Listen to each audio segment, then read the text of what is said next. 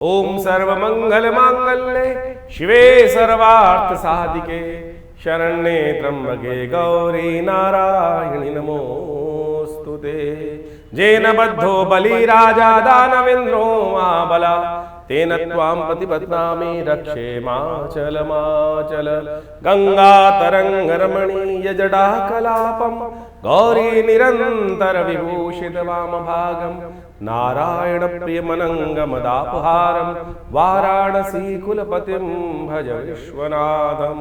नमस्कार, स्वागत है आपका आचार्य वाणी में। मैं आचार्य डॉक्टर विक्रमादित्य आपके साथ हूँ। आज का विषय हमारा है तुला राशि वालों के लिए 9 तारीख शनिवार का दिवस है और इस दिन राखी का, रक्षाबंधन का सुंदर पर्व है। रक्षाबंधन केवल इस बात को हम समझ लेते हैं कि केवल एक धागा बांधने का पर्व है, नहीं साहब, ये तो एक चमत्कारिक पर्व है। इससे तो कष्टों के हरने के रास्ते बनते हैं। इस दिन उपनयन संस्कार होता है, इस दिन श्रावणी कर्म किया जाता है और ये सबके सब इतने महत्व को संबंध दिखाते हैं कि जिसके द्वारा आपके जीवन पूरा 1 वर्ष तक के समस्त कष्टों को दूर करने के लिए रक्षा सूत्र धारण किया जाता है। वो शास्त्र में अद्भुत महत्व। और इसी दिन बुद्ध भी आपकी राशि के दृष्टिकोण से देखें तो वो होने जा रहे हैं सफलता की तरफ उदय, जो आपके लिए महालक्ष्मी योग का निर्माण करने के सुंदर रास्ता बनाएंगे बहुत जल्दी से। तो ऐसे में आप समझें कि रक्षाबंधन का अद्भुत महत्व है। भारतीय संस्कृति में रक्षाबंधन का अद्भुत वर्णन शास्त्रों में बड़ा प्राचीन काल से मिलता है। आज कुछ भ्रांति संसार में उपस्थित कर दी जाती है। आज हमारे मॉडर्न हिस्टोरियंस ने जिस प्रकार से राखी को कुर्मावती और हुमायूं के साथ जोड़कर बना दिया और उसके द्वारा उन कथाओं को हमारी टेक्स्ट बुक्स में डालकर, एनसीईआरटी की टेक्स्ट बुक्स में डालकर कुछ वर्ष पूर्व ऐसी व्यवस्था बना दी गई। शायद हमारे बच्चे, हम सब लोग यही सोचते हैं कि हमारी संस्कृति तो शायद हुमायूं से पहले थी नहीं, मुगलों से पहले थी नहीं। लेकिन यदि शास्त्र में वर्णित, हमने आरंभ में एक मंत्र पढ़ा था, जेन बद्धो बलि राजा दानवेन्द्रो महाबला तेन त्वां प्रतिपद्नामि रक्षे माचल माचल। यानी भगवती महालक्ष्मी ने ये सबसे पहला जो राखी का बंधन था, ये बड़ा अब ये शास्त्र में वर्णन जो आता है कैसे किया उन्होंने, उसके लिए राजा बलि की कथा चलती है। भगवान वामन का जब अवतार हुआ तो उस वक्त उन्होंने 3 पग में समस्त जो संसार को नाप लिया था। जो 2 पग में नापने के बाद तीसरा पग कहाँ रखा था? बलि के सिर पे रख दिया था। बलि ने कहा था कि आपने संपूर्ण संसार पर तो आधिपत्य स्थापित कर लिया, जो दान मैंने दिया उसको स्वीकार कर लिया, और अब तीसरा पग जो रखना है वो प्रभु आपने अभी मेरे शरीर पर विजय नहीं प्राप्त करी, आप मेरे सिर पर अपना चरण रखें। तब तीसरा कदम उन्होंने वहाँ रखा। तब भगवान ने प्रसन्न होकर महाराज बलि को क्या किया? महाराज बलि को राजा जो राज्य दे दिया, पाताल लोक का राज्य। भगवान ने जिस प्रकार से उनको श्रद्धा के साथ संपूर्ण रूप से जो उन्होंने उनकी परीक्षा ली थी, ये सब परीक्षा ही कथाओं के माध्यम से समझें कि जिस प्रकार से भगवान ने महाराज बलि की परीक्षा ही ली ना, और परीक्षा में उत्तीर्ण हुए तो उनको उस परीक्षा का जो उपहार मिलना था, उपहार क्या मिला? वरदान मिला। तो महाराज बलि ने भगवान से वरदान में मांगा कि भगवान, मैं आपने मुझे पाताल लोक दे दिया, लेकिन मेरी एक इच्छा है, आप भक्त पर कृपा करें कि आप जब भी मैं उठूं तो मेरे को सबसे पहले आपका ही दर्शन हो। कैसे होगा दर्शन? तो भगवान को द्वारपाल बना दिया गया। महाराज भगवान ने प्रसन्न, यानी भक्त पर भगवान इतने प्रसन्न हो जाते हैं कि जैसी मनोकामना सिद्धि की इच्छा रखता है भक्त, उसको पूर्ण करने के लिए भगवान वहाँ प्रेमवश क्या हुए? महाराज बलि के यहाँ पाताल लोक में द्वारपाल के रूप में प्रतिष्ठित हुए। और जैसे ही महाराज बलि उठते थे तो कहा जाता है कि सबसे पहले दर्शन श्रीहरि की उनको होते ही थे।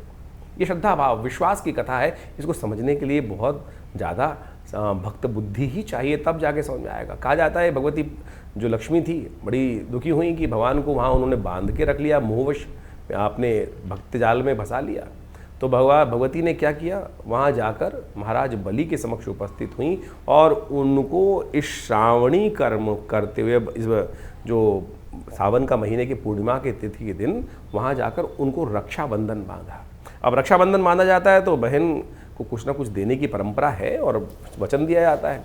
तब उन्हें कहा, जेन बद्धो बलि राजा दानवेन्द्रो महाबला। तो ये विशेष तौर पर रक्षा सूत्र भी है और साथ साथ बहन के साथ भाई का प्रेम भी है। तो महाराज बलि ने जिस प्रकार से बहन को कुछ देने को मांगा तो भगवती महालक्ष्मी ने क्या मांगा कि आप मेरे पति को छोड़ें यहाँ से आप। तो वहाँ से भगवान पुनः वापस भगवती लेके चली गई। तो यानी ये परंपरा, ये कथा का माध्यम हम आपको समझाने का प्रयास कर रहे हैं, तो इस भ्रांति को हटाएं। शास्त्र बड़े ही वृहद वर्णित हैं, इन सब चीज़ों अनादिकाल से परंपरा रही है, लेकिन हमारी संस्कृति को जिस प्रकार से तोड़ने का कार्य किया वो बहुत गलत लोगों ने, और हम उसको समझ नहीं पाते हैं। पौराणिक काल से इन कथाओं के माध्यम से हमको समझ में आता है। इसके अलावा और समझें, ये केवल भाई बहन का बंधन नहीं है। बहुत सारे लोग तो केवल भाई बहन को जिस प्रकार से कह देते हैं, नहीं, ये विजय का संकल्प है, ये संकल्प बुद्धि का चमत्कार है कि हम संकल्पबद्ध होकर, इंद्राणी ने इंद्र को भी रक्षा सूत्र बांधा था। जेन बद्धो बलिराज दानवेंद्र महावत्यनो, जो इंद्र ने विशेष तौर पर, इंद्र जब युद्ध में लगातार हार रहे थे तो इंद्राणी ने संकल्प कर कर, यज्ञ कर कर एक रक्षा सूत्र इंद्र के हाथ में बांधा कि ये मेरा संकल्प है, ये मेरी सतीत्व का संकल्प है कि इसको बांध के जाओ, इस रक्षा सूत्र को। ये राखी जो है वो रक्षा सूत्र है। ये ब्राह्मण अपने शिष्यों को बांधते हैं, गुरु अपने शिष्यों को बांधते हैं। तो इसके द्वारा जो आप पूजा कर्म इत्यादि करते हैं, तो उसमें सबसे पहले कर्म के आरंभ करने से पहले वो हाथ में जो रक्षा सूत्र बांधा जाता है, वही तो वास्तविक तौर पर राखी है। आज हमको इन शास्त्रों को समझना चाहिए, और ये चमत्कारी काम करता है। ये आपका संकल्प है, इसको मंत्र से सिद्ध कर कर ही धारण करने का प्रयास करना चाहिए।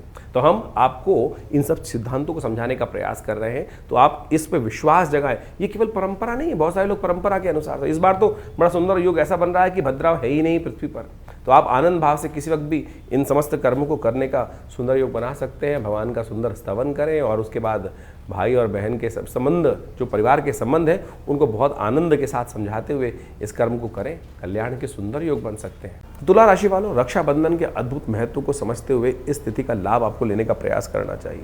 ये तुला राशि जो है वो विशेष तौर पर इस दिन समझे कि आपकी राशि के दृष्टिकोण से क्या उपयोग करना चाहिए आपको। एक नमक की डली मिलेगी आपको, रक्षा सूत्र रेशमी वस्त्र में धारण करके, यदि हरे वस्त्र को उसमें धारण करने या रेशमी वस्त्र को उसमें बांध कर, और साथ साथ उसके साथ थोड़ा सा केसर का उपयोग करके, या सुगंधित तैल या तुलसी, इनका उपयोग करते हुए रक्षा सूत्र का निर्माण करें, और उसमें ओम नमो भगवते वासुदेवाय इस मंत्र का स्तवन करते हुए, या गणेश जी के मंत्र का स्तवन करते हुए, ओम गंगणाधिपतये नमः, इसके द्वारा उसको सिद्ध कर कर जिसको भी रक्षा सूत्र बांधेंगे, सत्य माने आपके जीवन में चमत्कारिक लाभ देने के सुंदर योग बनते दिखाई देंगे। और ऐसे में सुंदर रूप से जो हरिचंदन है उसका तिलक यदि लगाएं रक्षाबंधन के दिन, तो संपूर्ण रूप से कष्टों को निवारण करने का रक्षा सूत्र बड़ा अद्भुत रूप से लाभ देने के योग बना सकता है आपकी राशि के दृष्टिकोण से। तो ग्रहों का जो ये प्रभाव जो आपने अभी समझा, आपकी राशि के दृष्टिकोण से किस प्रकार का योगा योग बन रहा है, जो परिवर्तन का समय इस वक्त चल रहा है, शनि मंगल का टकराव चल रहा है, शनि वक्री चल रहे हैं, बृहस्पति और शुक्र की युति चल रही है, इन सब का प्रभाव वर्तमान में हर व्यक्ति के दृष्टिकोण से अलग अलग पड़ रहा है। मूल जन्मपत्री राशि के दृष्टिकोण से इस बात को हमें समझना चाहिए कि ऐसा नहीं है कि हर राशि वाले के लिए, जैसे जिस राशि का जो ग्रह योग बन रहा है वो हर राशि वाले के लिए उसी प्रकार का ही बनेगा, ऐसा नहीं हो सकता है। क्यों नहीं हो रहा है इस प्रकार से? बहुत सारे बात लोग व्यंग्यात्मक तौर पे करते हैं कि 12 राशि के दृष्टिकोण से ये परिवर्तन का प्रभाव तो हर व्यक्ति के साथ ऐसे ही होगा। नहीं, आपकी मूल जन्मपत्री में ग्रहों की युति किस प्रकार से है, आप ये मान के चले कि किस प्रकार का योग बन रहा है। इसको ऐसे कैटेगराइज कर लीजिए कि एक स्पेसिफिक ब्लड ग्रुप का व्यक्ति है, क्या जब कोई बीमारी आ रही है मौसम के अनुसार परिवर्तित हो रही है कि सब लोग उसी के अनुसार से बीमार हो रहे हैं, क्या ऐसा नहीं होता है। तो आपकी मूल जन्मपत्री, आपकी मूल जो आप प्रकृति है वो किस प्रकार की है, उसका प्रभाव किस प्रकार से है, कौन इम्यून स्ट्रांग है, कौन इम्यून वीक है, तो उसका प्रभाव उस हिसाब से होता है। तो इसी प्रकार से ज्योतिष के दृष्टिकोण से इस बात को हमें समझना चाहिए कि परिवर्तन के योग बन रहे हैं। वर्तमान में ट्रांजिट के प्लैनेट के दृष्टिकोण से हमने आपको राशि के दृष्टिकोण से वो बताया, इंडिविजुअल आपकी जन्मपत्री में क्या प्रभाव पड़ रहा है उसको अच्छे से आपको समझना चाहिए। दशाएं, अंतरदशाएं, ग्रहों का प्रभाव, कौन से ग्रह आपके जन्म में पूर्व अर्जित कर्म के अनुसार से किस प्रकार के योगा योग आप बनाकर बैठे हुए हैं और कैसे उसमें परिवर्तन लाने के योग बन रहे हैं। तो ग्रहों की गोचर ये आपको अच्छे से समझाने का प्रयास करती है, और जल्दी जल्दी यदि आप परिवर्तन का रास्ता देखना चाहते हैं, प्रभाव देखना चाहते हैं, तो उसको सही से समझकर यदि आप कार्य कर लेंगे तो बहुत अच्छे से परिवर्तन के योग बन जाते हैं। तो इस समय जो ग्रहों का योगा योग चल रहा है उसका प्रभाव भी आपने समझ लिया है। हमने आपको भी बताया था कि शनि मंगल का जब टकराव चलता है आपस में तो मन में कहीं ना कहीं द्वेष उत्पन्न होता है। इसके लिए अलग से जो वीडियो बनाया था उसको जाके समझ लीजिएगा। तो जो 3-4 महीने का योग है वो अंतर्द्वंद से बचते हुए कार्य करने का प्रयास करना है। शनि मंगल का जब टकराव होता है तो क्या होता है, द्वंद्व उत्पन्न होता है। बृहस्पति शुक्र की युति जब चल रही होती है तो मानसिक तौर पर व्यवस्था ऐसी बनती है कि इधर जाऊं कि उधर जाऊं, द्वंद्वात्मक स्थिति मनोमस्तिष्क में विचारों की उत्पन्न होती है। एक रास्ता इधर से, एक रास्ता इधर से, उसमें कौन सा चुनना है, उसके लिए हमें निष्कर्ष पे पहुंचना होता है और ज्योतिष वही निष्कर्ष बताता है। अब आप ऐसा समझें, आप इसको इस प्रकार से बहुत अच्छे से उदाहरण हम दे के समझाते हैं कि गूगल ने आपको रास्ता दिखा दिया। आजकल गूगल मैप्स का हम देखते हैं और उसके बाद भी ये थोड़ी गूगल पकड़कर आपको उसी प्रकार से ले जा रहा है कि नहीं नहीं इस पे जाना है, कहीं और नहीं जाना है। वो तो आपके हाथ में, चुनाव आप कौन सा कर रहे हैं। सामने आपके सामने मार्ग प्रशस्त है, ज्ञान आपके सामने दिया हुआ है, उस ज्ञान पर आप चलना चाहते हैं या नहीं चलना चाहते, वो चुनाव आपके जीवन में आपको दे दिया गया है। जैसे कहा गया ना, अवश्यमेव भोक्तव्यम कृतम कर्म शुभाशुभम। परमात्मा हम लोग के मन में आती है कि परमात्मा हमको गलत रास्ते पे जाने ही क्यों देता है। परमात्मा ने आपको जन्म देने के बाद, प्रकृति ने आपको जन्म देने के बाद खुली छूट दे दी, ज्ञान भी साथ साथ दे दिया। देख भाई, ये करेगा तो इसका प्रभाव ये होगा और ये करेगा तो इसका प्रभाव ये होगा। ये शास्त्र से समझ में आता है, उदाहरणों से समझ में आता है। निष्कर्ष जो शास्त्र में कथाएं हैं, कथानक है, जो विभिन्न पुराण इत्यादि में कथानक है, उसके द्वारा हमें समझ में आता है कि ये करेंगे तो उसका नेगेटिव प्रभाव होगा, उसके अनुसार से हमारा भविष्य भी बदलेगा और प्रारब्ध के दृष्टिकोण से जो हमारे जीवन में आगे बनकर आएगा उसका नेगेटिव इफेक्ट होगा। तो उसी प्रकार से ज्योतिष विज्ञान आपको नेत्र के माध्यम से ये दिखाने का प्रयास कर रहा है कि भाई इस चीज़ों में आगे चलने से ये इसका प्रभाव आपके जीवन में उत्पन्न हो, फिर आप चुनाव करें कौन सा चीज़ करें। और बहुत सारे लोगों के मन में एक भाव होता है कि हम उपाय जो करते हैं उसका प्रभाव होता है, नहीं होता। क्यों नहीं होता उपाय का प्रभाव? हजारों लोगों के जीवन में परिवर्तन का योग बनता है। हम तो नित्यपति देखते हैं, जब प्रार्थना, अनेक प्रकार के शास्त्र में वर्णित उपाय, चाहे वो किसी प्रकार के भी हों, जिस शास्त्र जिसका अनुभव, जिस विद्वान का अनुभव हुआ, उन्होंने वो उपायों को शास्त्र में वर्णित किया, उनका प्रभाव बिल्कुल होता है। हर एक्शन का कुछ ना कुछ रिएक्शन है ही, इस बात को हमें समझना चाहिए। तो शास्त्र में अनेक मनोकामनाओं की सिद्धि करने के लिए जो रास्ते बताए गए हैं वो समस्त आपके जीवन में कल्याण का योग देते हैं। इस वक्त तो सावन का सुंदर महीना चल रहा है, कुछ ही दिन बाकी हैं सावन के महीने में। कोशिश ये करें भगवान की शरणागति प्राप्त करने का प्रयास करें। देखिए, 9 ग्रह आपके जीवन में बहुत सारे खेल खेलते हैं, बहुत सारे खेल आते हैं, अच्छे बुरे सब प्रकार के आते हैं, लेकिन भावी मेट सके त्रिपुरारी, ये भाव से हम ध्यान रखना चाहिए। तुलसी बाबा ने बड़े सुंदर रूप से लिखा है कि हमारे जीवन के जो कष्ट हैं वो कौन मेट सकते हैं? भगवान शंकर ही मेट सकते हैं। और भगवान शंकर का अनुग्रह, ये 10वां ग्रह है, इसका अनुसरण करने का प्रयास करो। 9 ग्रह तो जो खेल खेलेंगे, ब्रह्मा मुरारी त्रिपुरा अंतरकारी भानु शशि भूमि सुतो बुधश्च, ये सब तो ग्रह चलते ही रहेंगे, लेकिन इसके बाद भी जो 10वां ग्रह है, प्रभु का अनुग्रह हम प्राप्त करने का प्रयास करें। शिवरात्रि नवरात्रों में, विशेष तौर पर सावन के महीने में विशेष कार्यक्रम चलते हैं, हर क्षेत्र में चलते हैं, भारत के क्या पूरे विश्व में जहाँ जहाँ सनातन की पद्धति रही, वो जहाँ जिस प्रकार भी योग होते हैं, लोग भगवान की शरणागति प्राप्त करते हैं। और कथाओं के माध्यम से वो विश्वास जागना चाहिए कि एक लोटा जल भी भगवान शंकर को यदि अर्पित करेंगे तो बहुत सारे कष्टों से निवारण करने का ये विश्वास है हमारा, ये संस्कृति का विश्वास है। और ये अनुभव भी है कि भगवान समस्त कष्टों को हर लेते हैं। जैसे दूध अगर डालेंगे भगवान शंकर पुष्टि के योग बनेंगे।